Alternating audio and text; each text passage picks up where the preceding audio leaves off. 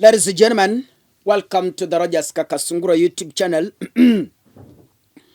A big thank you for your continued support. Ladies and gentlemen, I did a video a few hours ago on why so many churches are avoiding sex education. The only ignorance we have, I have read your comments, but then the only ignorance in churches and in all of us is thinking that sex education is teaching people on how to have sex. It's a misunderstanding of the whole context. Then it depends how you understand sex education. Back to politics, Kaka. I have severally warned. In fact, last year, when Raila Odinga was demonstrating, I came in public here and told the Inspector General of Police, Japheth Koome, those people follow me. You remember, I severally warned him on why it could be a casualty going forward in Ruto's government. I meant it, and I stand by it.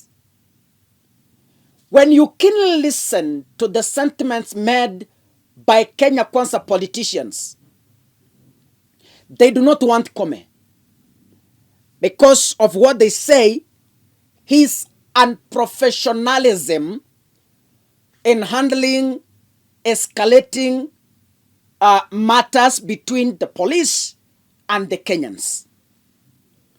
If you keenly listen from Azimio team, it entirely tells you that Koome is unwanted. So I can boldly say that Japheth Koome is a man under siege. The government that has employed him doesn't want him. The Azimio that he, during the campaigns, during the, why am I confused? During the protests last year, he spoke statements that provoked the people from the Azimio side, and Koome crucified Azimio and branded them as rogue, as watu wa vita, and so many other statements. Recently, Aaron Cheruiyot, who is affiliated to the Kenya Kwanza government, said Koome must be fired. The latest is Kalonzo Musyoka. In Nairobi, when there was an agreement between Ruto and Raila to form a government of national unity, the fearless Kalonzo Musyoka stood in public and said, if Kenya must move forward, if Kenya must heal from the wounds of police brutality, then William Ruto, there are things you must do. One, remove all the military from our streets. Remove the RDU from our streets. Remove the military roadblocks that are being put across our country. Remove them. And the most importantly, Your Excellency, you must fire Japheth Koome. Now, James Orengo once said, a government eats its own children.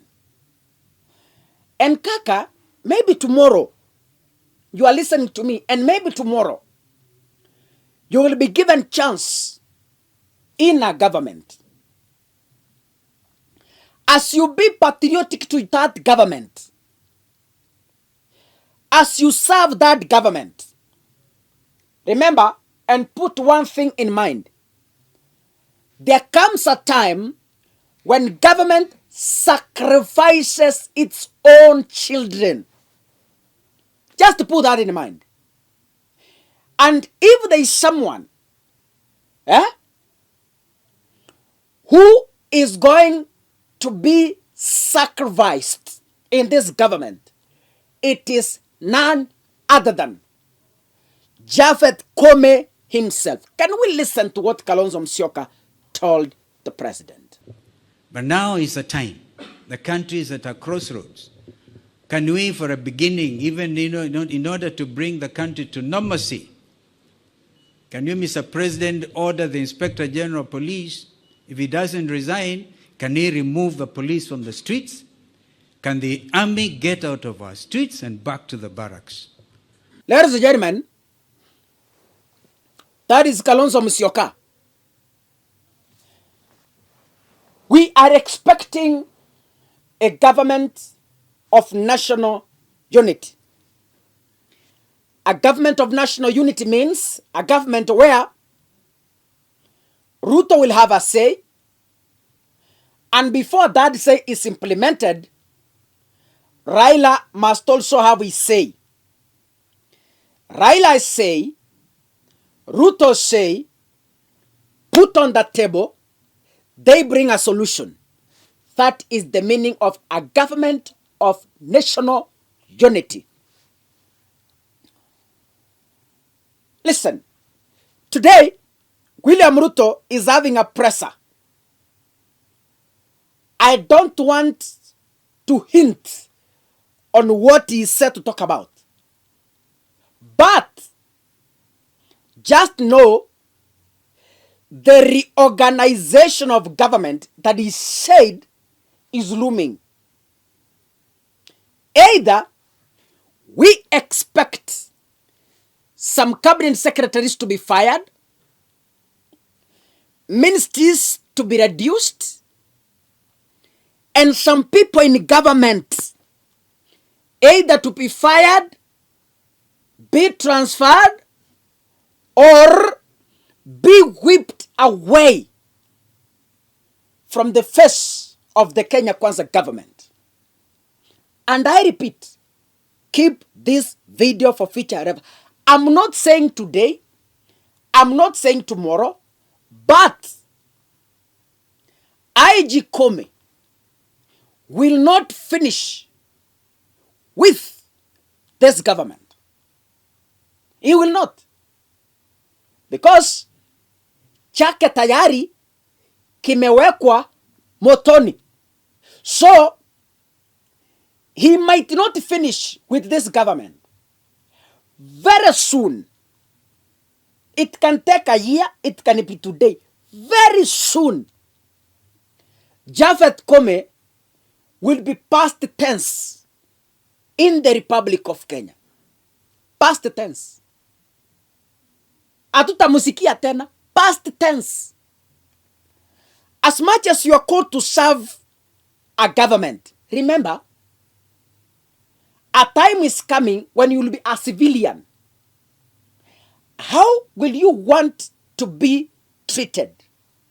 Anyway, let's wait for the 2 p.m. press. Remember, there's a press that was postponed last Friday. And Ruto said he's going to give a presser shortly. So that shortly, it is today. And as I told you, the shortly was waiting what happened at KICC. Si niliwaambia hiyo? Mkafikiria I was joking. Niliwaambia the shortly of William Ruto was waiting what happened at KICC so that when he comes, he gives a presser of national unity. So for the first time in the Republic of Kenya since Ruto was sworn in, this is the first presser that is duped presser of national unity. Tungoja 2 p.m. and see what they are telling the nation. God bless you, ladies and gentlemen. See you in the next video. Asanteni sana.